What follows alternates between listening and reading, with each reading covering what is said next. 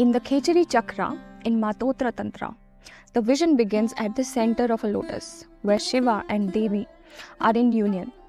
And from this union arises Ichha, the primal urge to manifest.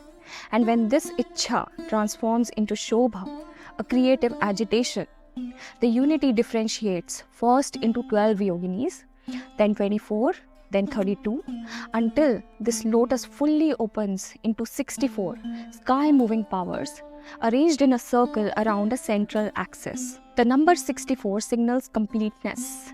Every form of intensity is included so that no essential experience remains exiled. In the circle, we even have Yogini Maya, the image maker, the architect of everything that we see.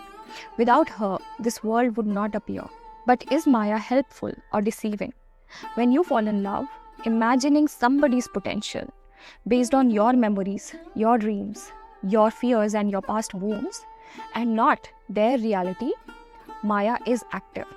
But the point is not to exile her. She is already in you. By including Maya, the mandala is asking you to see that you participate in the reality that you experience. It shifts you from being unconsciously driven by projection to consciously working with it. But why is this circle called a Khechari Chakra?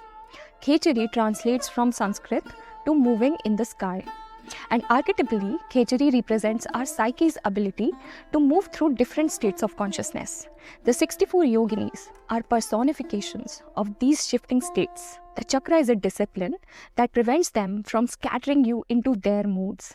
They move in the sky, but they do so around a witnessing center that can hold the experience without being consumed by it.